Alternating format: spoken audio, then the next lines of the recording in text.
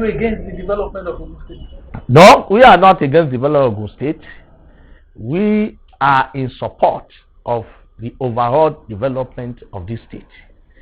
But as we are in support of this total development of the state, that should not erode the fact that we should not allow this state to be put into a kind of a debt that will be perpetual, that the generation unborn will be paying. And we want the governor and the House of Assembly to reverse themselves very quickly, because asking for an outrageous 250 billion in a school is very unreasonable, it's unacceptable, and we will not allow it to happen, because it's like mortgaging the future of even generation unborn. 250 billion in the last part of a government that is going to expire in less than 3 years. Now, what exactly is your problem with this loan? Is it taking the loan that's your problem, or what the loan is going to be spent on? There are a lot of problems here. The process by which the loan was approved, the loan did not even pass through the process. How do you mean? You thank God you are president, you know much, you have a lot of information at your disposal. Where are the public hearing for this kind of loan?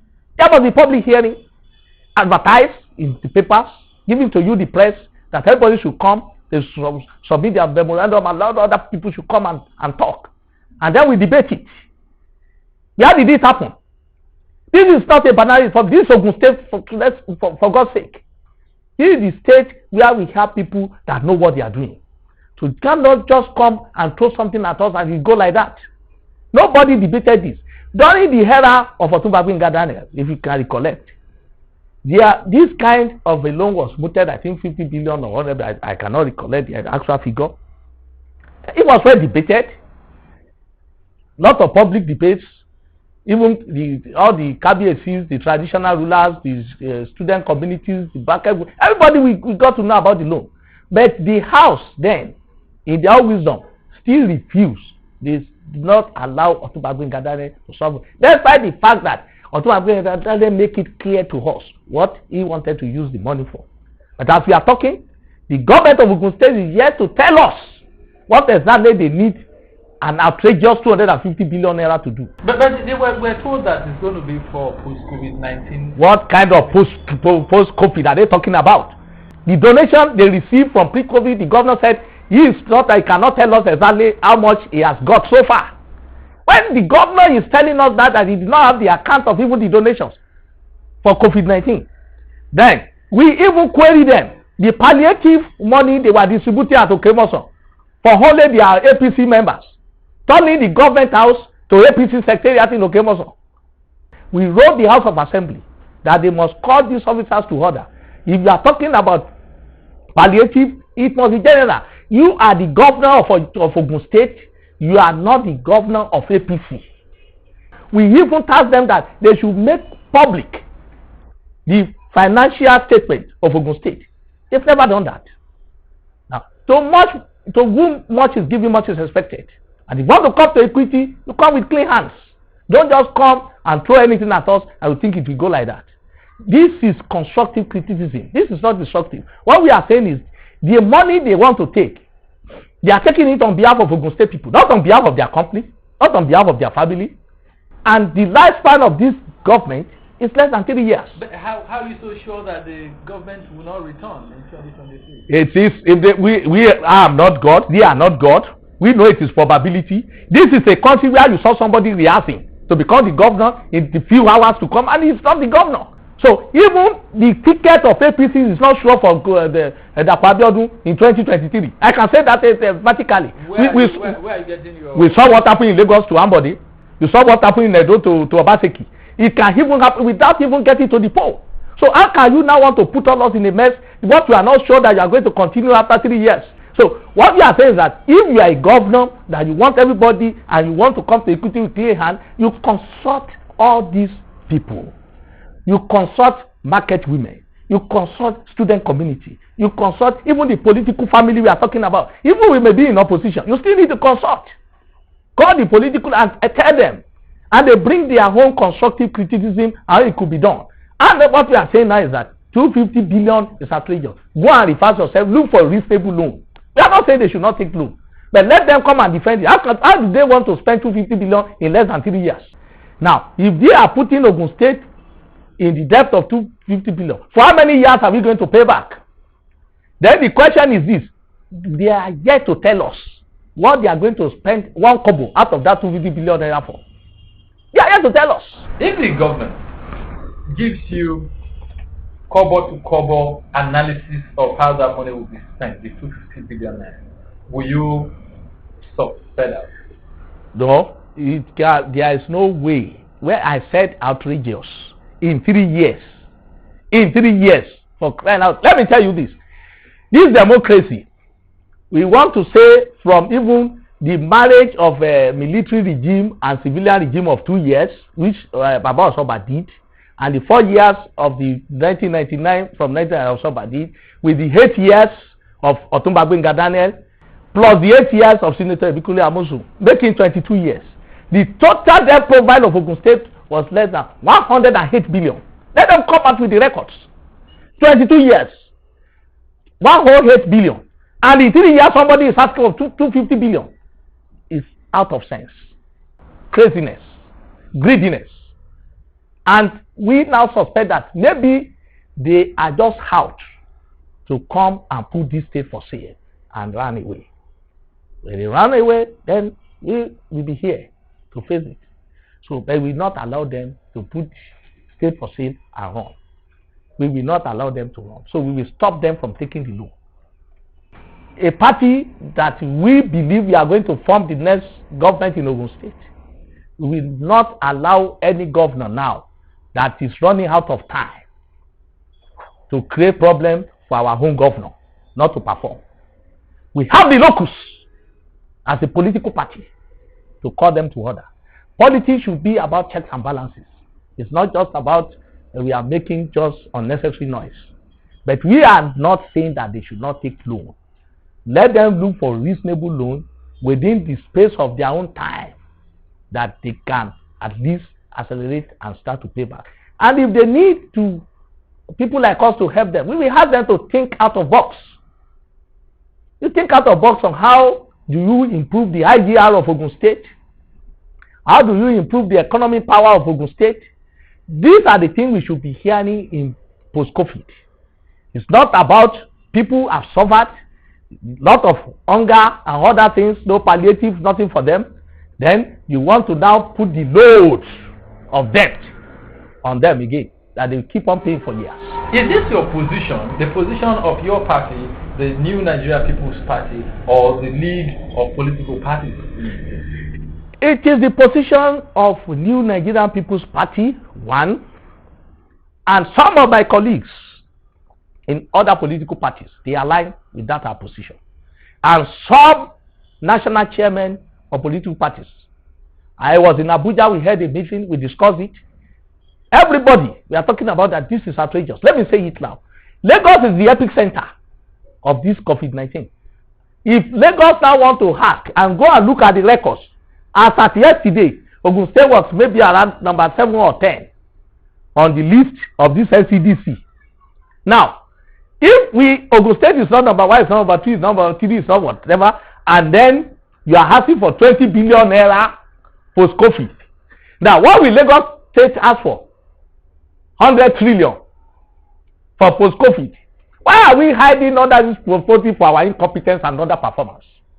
If a government, you know that you are not ready to perform and do the job, it's not by force. As a government, they need to sit down and think and solve these puzzles, the problem. Nobody expected COVID-19 to come. But most of these number, they are even making up of something. People are questioning. Nobody is taking them serious. It has become a wadakeri of an issue. Because if anybody is telling us that this is what the government is supposed to have been doing, they are not doing it.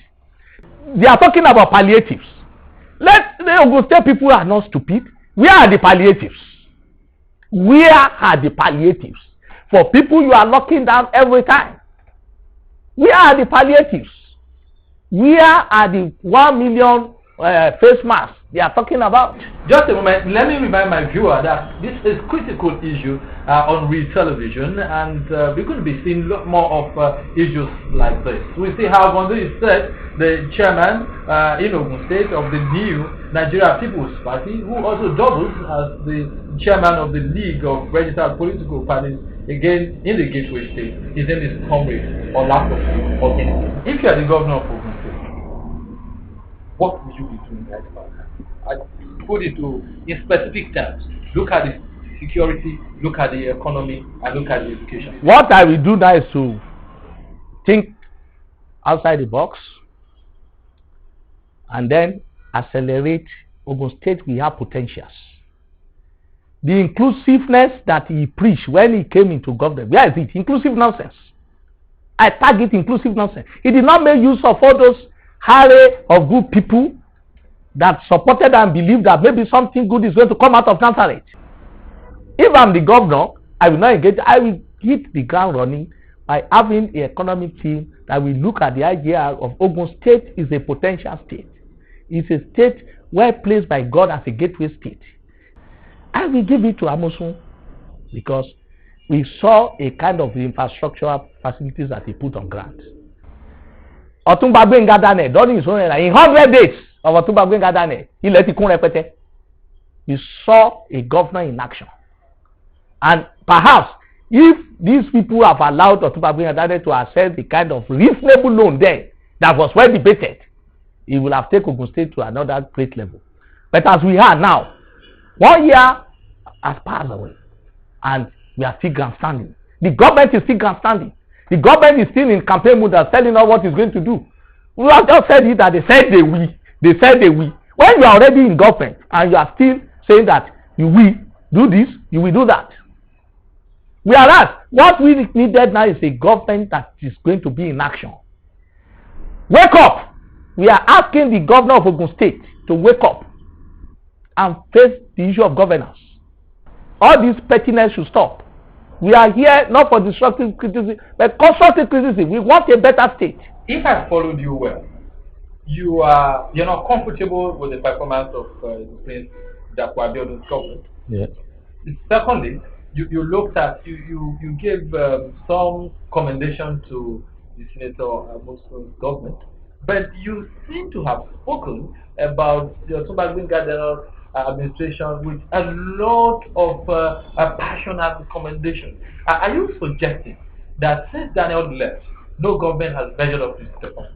Yes, you know, Otumba Gbenga Daniel operated under a kind of IGR and this Abuja that is coming allocation and whatever that is lesser than that of Amosu, but yet he performed. And I want to say one thing here that Otumba Gbenga Daniel did that none of them has been able to achieve is human capital development. The kind of people that got employment, gainfully employed in this state, they are uncountable. No any other government, no any others have been able to match him up on that. And that is why I was talking about security and said, if you are talking about security of life and property, then you must secure the future of the people first. The agenda for secure future of Otumba Gbenga Daniel was second to none, and nobody has ever reached that. This government, since they came into power, there have been a lot of audio and whatever, this thing, go and register online, job portal, this portal, nothing has come out of it. Who are they deceiving? They are not stupid in Ogun State. The Ogun State people are highly sophisticated. Don't bring a kind of 499 experience to the governors in Ogun State. It is unacceptable. We are talking about Amosu on infrastructure. If he has developed only Abeokuta, why can't Dapo Abiodun develop Yewa and Ijebu simultaneously? Nothing has been happening in Laro. Go and look at it. Laro is just a rusty village. And I pity the people of Yewa land who are still giving unnecessary and undue support. Because when this government was coming in at the expense of even agenda of maybe it should be the Ogun Western and it happens to be Dapo Abiodun, we all supported it. I was one of the people that gathered together this League of Registered Political Party. We went as far as Abuja to go and sign petition at the Court of Appeal to support Dapo Abiodun that the election was free and fair. And we wrote to the APM candidate that was trying to be in court that please allow this man to be and for him to face governance. But all these expectations, positive expectation for this government, went down the drain because the governor himself is not sincere. He showed a lot of ingratitude to those people that even supported him. And that is why I want to say we are highly disappointed in him. We are highly disappointed in the government. And we are highly disappointed in their performance. The crop of the people that he even put together, we are not seeing a kind of a performance that is of a good standard. The performance of this government is below standard of Ogun. I can say it anywhere, anytime. He said he showed some level of ingratitude to some of those people. Can you mention a name or two of such people? Yes, let me say this. People like Baba Oshoba may not want to talk, but people like us, we talk. At the instance of Governor Dapo Abiodun, I was invited to Bodilon of Oshoba residence to have a meeting to ensure his victory at the tribunal.